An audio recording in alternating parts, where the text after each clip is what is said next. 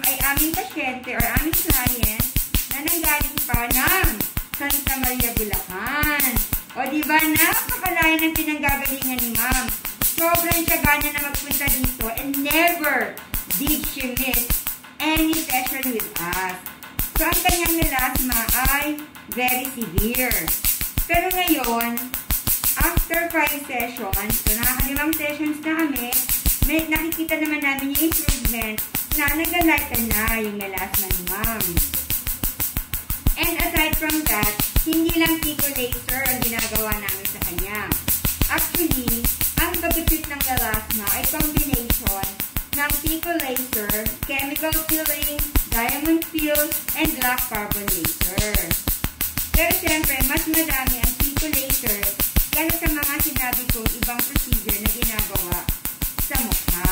And aside from that, syempre, gumagamit din si ma'am ng aming Medicaid treatment product at ito ay 11 lahat. Yes! 11 pieces lahat ang mga produkto na kailangan gamitin ng aming kliyente and very affordable naman ito. So, ma'am, medyo taas ka po ng konti sa akin. Ayan. So, ngayon, ito yung unang laser na ginagamit sa kanya. I-laser ko yung buong mukha ni ma'am kahit na yung mga portion or areas na wala naman talagang melasma. Pero, since dalawang lasers ang gamit namin, sa ika-second laser, kapag ginawa ko na yun kay ma'am, well, ang i-laser ko na lamang ay ang kanyang mismong melasma. So, hindi na buong mukha. Pero ngayon, sa unang laser, buong mukha ang gagawin ko kay ma'am. And syempre, before ng aming pico laser procedure, siya ay nag-undergo muna ng deep cleansing facial. Para at least malinis yung mukha at saka narelax din si ma'am.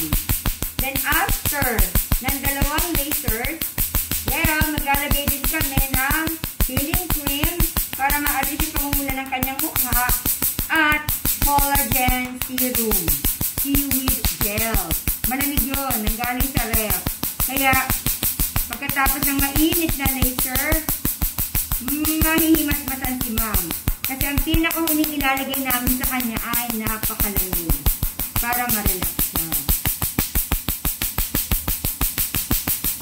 So, sa mga interesado magpagawa sa amin, kung saan nyo napapanood itong video na ito, mag-chat lamang kayo sa amin. Please leave us a message.